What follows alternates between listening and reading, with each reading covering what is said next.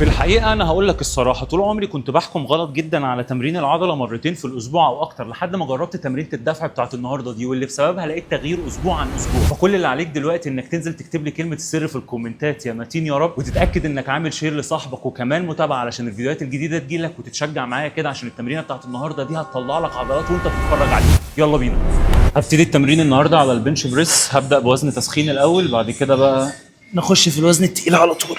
هنعمل لنا مثلا 15 عده دلوقتي كده ولا حاجه، عشان نحفز الجهاز العصبي على الشكل بتاع الحركه دي.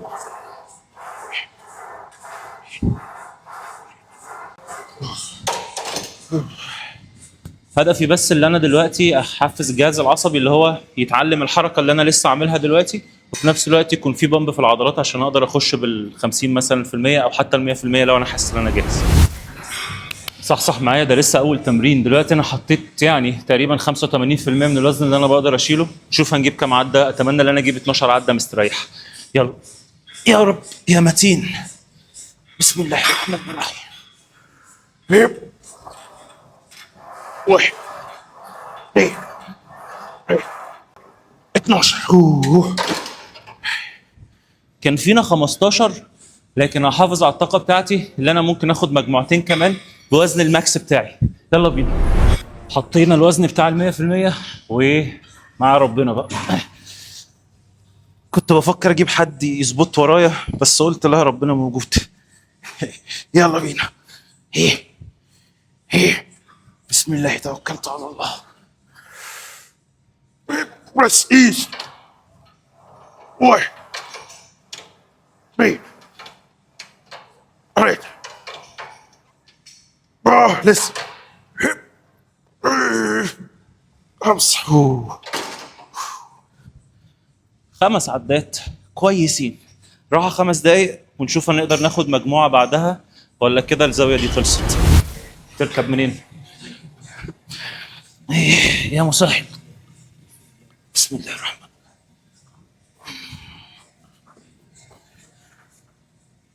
بسم الله. بس. واحد. سيب ايدك، سيب ايدك. اثنين. ان شاء الله. ثلاثة. لوحدك لوحدك. بس لوحدك والله. بس. 6 عدات يعني ولا ايه؟ 5. بس 6 دي في يعني انت شايل بتاع مثلا 30 ل 50% كده. ولا اي حاجه والله. طب حلو قوي. حلو. ده كده ان شاء الله. رقم جديد كويس. في المسيرة.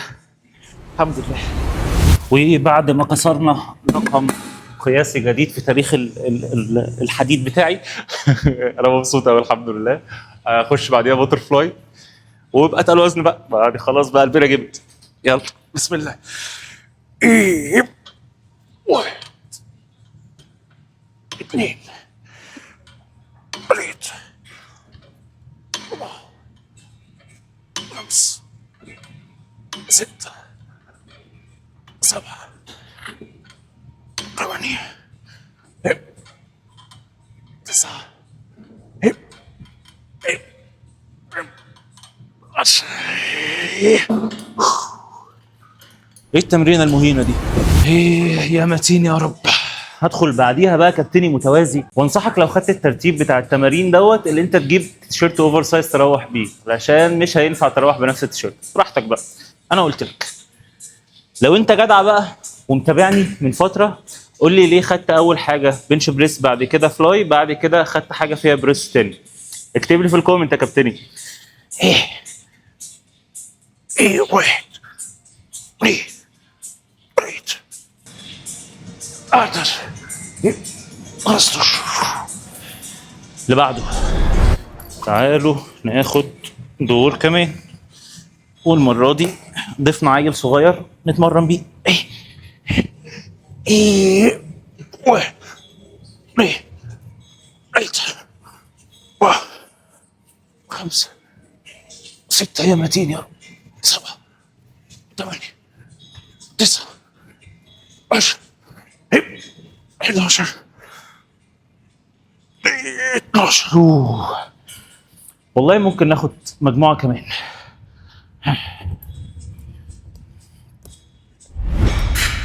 بما ان بقى احنا جبنا المره اللي فاتت 12 عده، وربنا مدينا التوفيق اللي احنا نتقل تاني، فليه لا؟ ليه لا؟ نتقل تاني يا باشا. يا سلام، ده يوم المنى، ده يوم المنى. غالبا النهارده الفيديو هيكون طويل شويه، بس استحملوني بقى، ما احنا عمالين بنعمل انجازات اهو. يلا بينا. ايه، بسم الله الرحمن الرحيم. باسمك ربي نستعين. ايه، لا هطلع تاني برجليا الاول، مش هطلع بجسمي. ايه، ايه، ايه، ايه، خمسة، هب، ستة.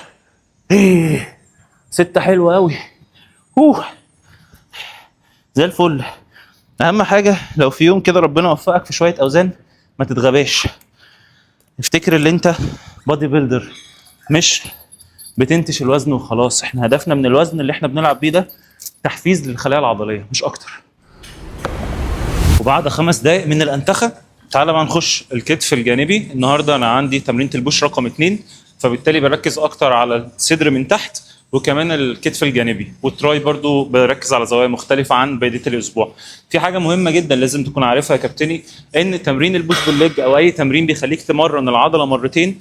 مثلا لو انت هتاخد العضله مره واحده بس، هي لو هتاخدها مرتين ثلاثه في عدد الزوايا وفي الاشكال بتاعت التمارين. يعني مثلا لو انت هتتمرن الصدر مره واحده بس في الاسبوع هتاخد 5 اشكال، فانت بتوزع ال5 اشكال دول على عدد مرات التدريب بتاعتك في الاسبوع، مش بتاخد كل مره 5 اشكال. ركز كويس في النقطه دي. يلا بينا. بسم الله الرحمن الرحيم. هقعد وافرد نفسي كويس وابتدي اسحب. ايه، 1 2 3 5 6 7 8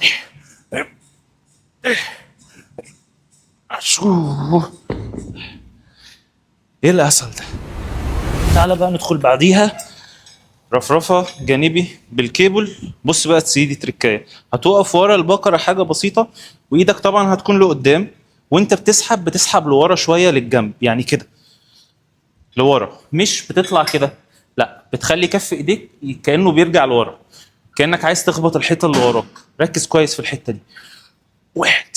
طبعا الوزن ده مش تقيل، واحنا يعني لسه عاملين ارقام، انا هفضل ماسكها لنفسي النهارده. انا شكلي تقلت الوزن زياده ولا ايه؟ بسم الله الرحمن الرحيم. تقلته زياده، تقلته زياده. الثقه دي مش حلوه. يلا بسم الله. ممكن تمسك هنا تثبت نفسك. 2 3 4 5 6 7 8. التمرينه بتاعت النهارده دي الكابتن اللي مصممها راجل بيفهم قوي بصراحه. مين هو؟ الله اعلم. هو انا المفروض النهارده علشان ما اخليش الفيديو طويل، بناء برضو على طلب بعض الناس اللي بيتفرجوا، فكنت المفروض بحط شوط واحد بس لكل جنب، بس بناء برضو على بعض الناس اللي بيتفرجوا عايزين الجنب ده والجنب ده، فرضوا بعض انتوا في الكومنتات بقى، انا ماليش دعوه، انا هراضي الطرفين وانتوا تصرفوا، ماليش دعوه. المهم ان انتوا تستفيدوا، دي حاجه مهمه. بسم الله. 1 2 3 4 5 6 7 8. اهم حاجه مش عايزين خناقه في الكومنتات ما بين الناس اللي عايزين الفيديو قصير وما بين الناس اللي عايزين الجنبين، تصرفوا مع بعض من غير خناقه. هدخل بعديها اوفر هيد بالماسكه الفي على الكابلات. جبت الكرسي بتاع الكتف وحطيته على بعد مثلا شبر من ايدي على بعد من الكابلات، وحطيت البقره تقريبا في اخر الكرسي بتاع الكتف او في نص ظهرا، بحيث ان انت تبقى معلم كل حاجه يعني. وطبعا هاخد الوزن مش هشده بكوعي او بالتراي، بوزن جسمي هتشوف دلوقتي.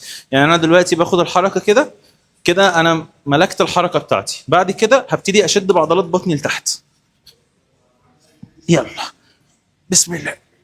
1 2 3 4 5 6 7 8 9.